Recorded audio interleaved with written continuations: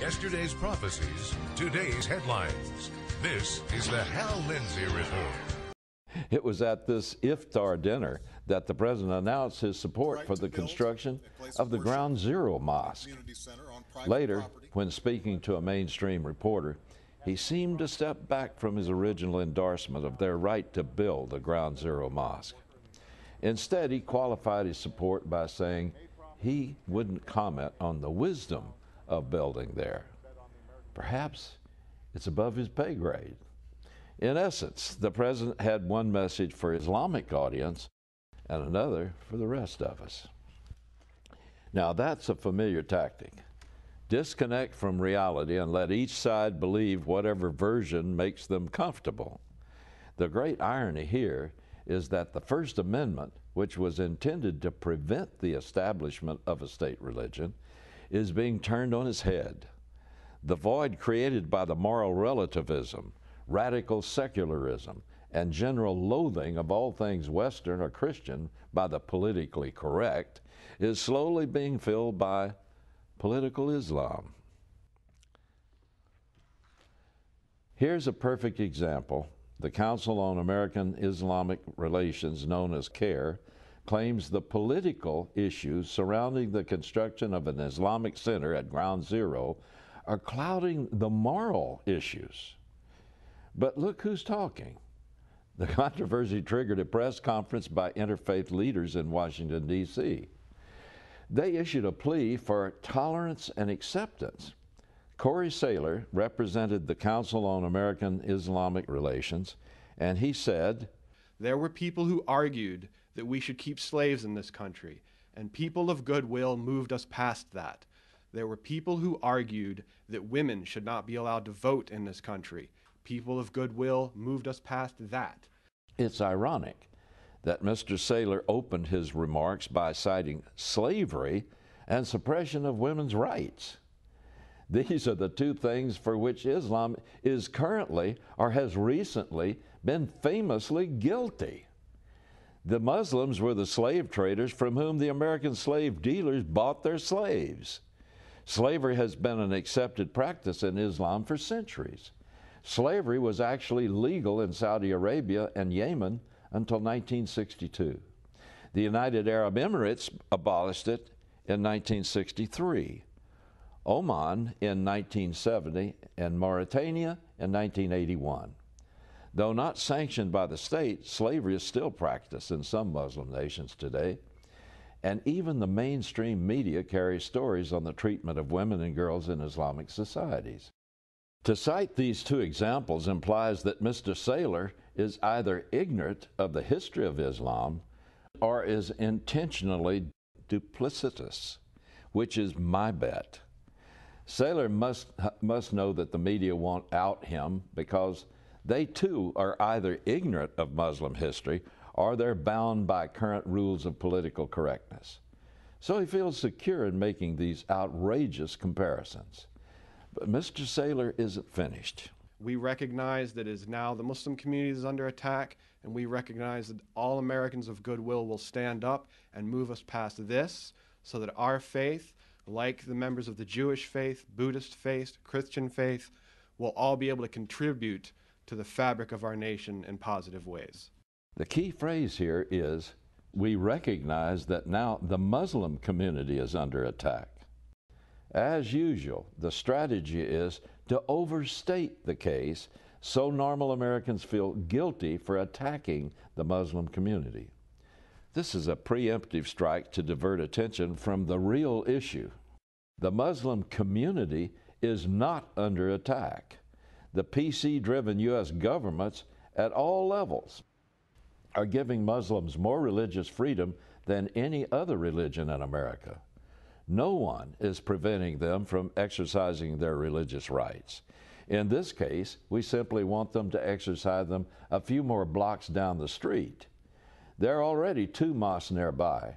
One is 12 blocks north of the Trade Center grounds, and another only 5 blocks from its northeast corner.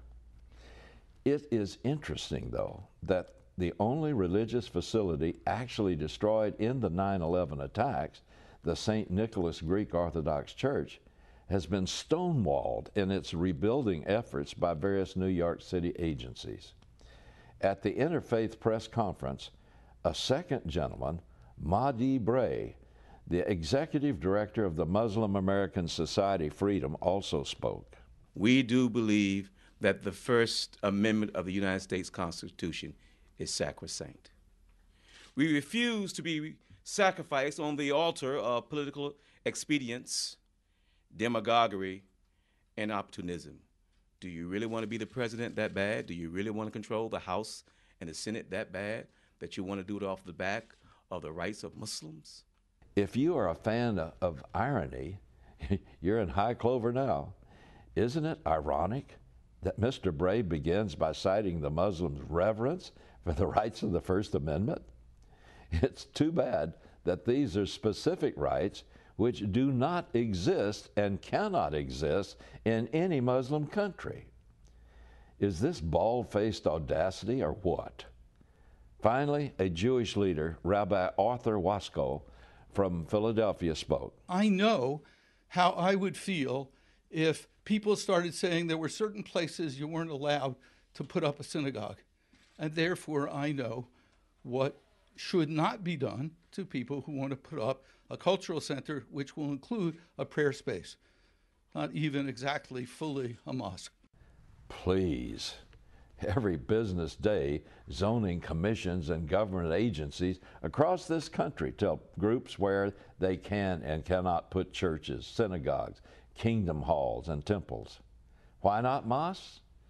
This press conference represents in microcosm the strategy of the pro-mosque forces, indeed the entire left, to obfuscate, divert attention, speak untruths, and know that they won't get caught because no one in the PC-paralyzed mainstream media challenges them.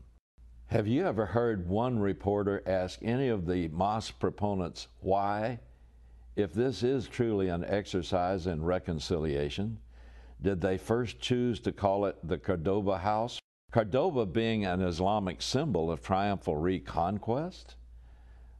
I didn't think so. By the way, the media strategy now is to insist that this building is not a mosque, but simply a community center with a culinary school, an auditorium, a swimming pool, a basketball court, and coincidentally, a place to pray. They've neglected to report that the building is already being used for the overflow crowds from the prayer services at the nearby real mosques.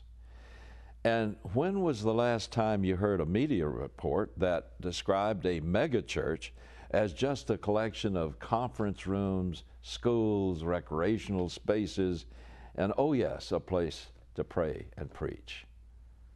I didn't think so. There's only one religion in America today that can be openly taught in schools, practiced in public, exalted by political leaders, and granted status above that of every other religion in America. If there has ever been a recorded instance of Muslims being forbidden by officials to pray on public property, I'm unaware of it.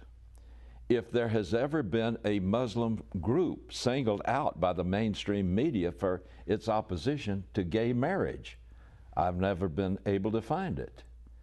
And remember, in many Muslim nations, homosexuality is a capital crime with the punishment administered immediately in the town square.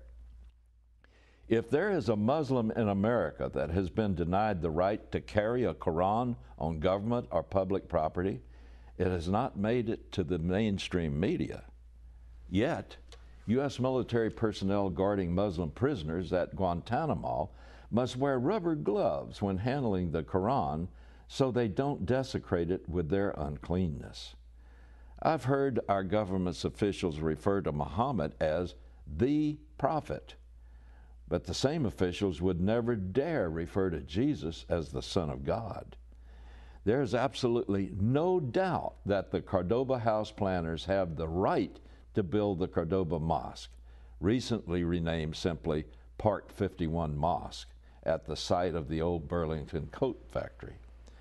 That's a red herring designed to turn the mosque into a pathetic victim of American xenophobia. But again, nobody is questioning their right to build it. The important question is not, do they have the right, but rather, is it right to do so? The Cordoba House defenders say that the purpose of the mosque is to promote interfaith understanding. That's about as transparently deceptive as Iran's claim that it is only taking and building nuclear power for peaceful purposes. If the purpose of the Cordoba Initiative were really to promote interfaith understanding, its promoters wouldn't demand that all the understanding come from the other faiths. It's almost like some kind of a national Stockholm syndrome. The more our national self-image is battered and abused, the more we cozy up to our abusers. America is not intolerant of Islam, but it is rapidly growing as intolerant of all other religions as Islam already is. I believe that's because we all seem to be intimidated by Islam's history of getting its way by the sword.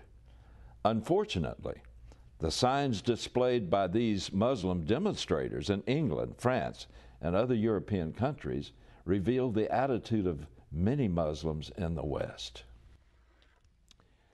My question is, are we in reality being frightened into subjection to Islam? Or are we still the home of the brave with the greatest constitution ever written by man? I fear I know the answer unless we Christians wake up, fall to our knees, and beg God for His mercy upon our beloved nation. Each week on the Hal Lindsey Report, I try to show you how today's events are bringing to life the predictions of the ancient prophets. Like a watchman on the wall, I'm warning you that time is short. Christ will soon return for His church, and I want you to be ready to go. And I want you to see how urgent it is that you make certain your family, your friends, and those around you are ready to go too. Please help me continue this work and help me take the necessary steps to broadcast the Hal Lindsey Report into more homes in America. I need your help now more than ever before.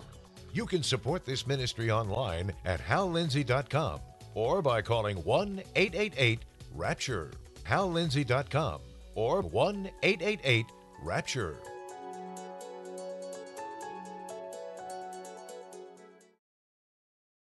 Well, folks, I know that it's a little strange that I've spent 3 programs consecutively on this issue of the Cordoba Mosque and all the arguments that surround this, especially those that involve Islam demanding rights that other religions just aren't getting.